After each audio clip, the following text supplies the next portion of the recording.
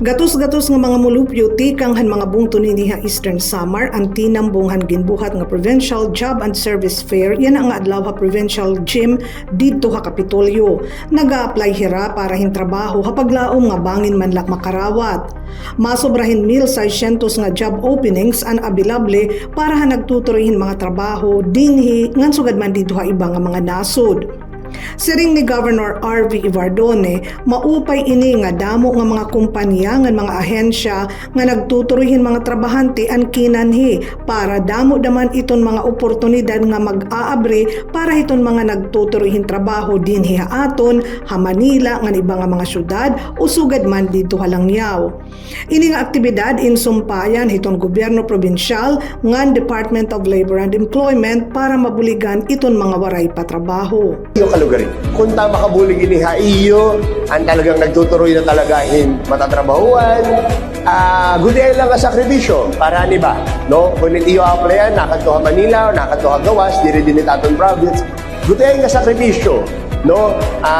Para iyo sarili, para iyo pamilya. Sumalakan Attorney Dax Villaruel, Regional Director itong Department of Labor and Employment Region 8, may ada 19 nga mga local ngan upat nga overseas companies ang pinakanhi para kumarawat ang application ng mga interesado. May ada gihap 14 nga mga government agencies ang naghatagin serbisyo nga daan mga job seekers para mabuligan hira hin pagproseso han ira pag-apply. Nga daan ginsusurat ini nga balita siyam na nga mga aplikante and hired on the spot. Hi, mga adlaw. Ako kay Marie Oman from San Policarpo, Eastern Samar. Nag-apply ako sa real estate as salesperson and na-hire ako on the spot. Kaya ako ang pinakauna nga na-hire din ang job fair din Borongan, Kapitolyo 2026. And ako masisirang is thank you hayo. Diri lang para ako, para hit ibang aplikante kasi dakainin nga pulig para hit era pamilya nga, era yung buboy. As magiging breadwinner yung pamilya, masaya ak nga na-hire ak laro. Kasi Kadunga naman hini may ada gihapon ginbuhat nga kadiwa ng Pangulo didahan gawasan job fair venue. Kundiin may ada hini baligya nga mag-iba-iba nga mga produkto ha barato nga presyo. Ang mga pinartisipar didahan kadiwa in mga beneficiaries hiton kanan Dole Livelihood Program. So yan and sa Wednesday.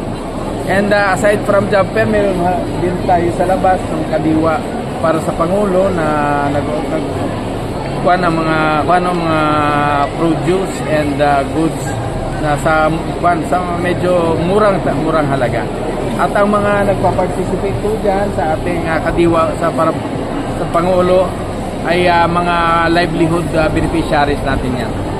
Ang nasabing nga aktibidad ang job fair ngan kadiwa inusahan mga aktibidad pagsalin urog han Labor Day.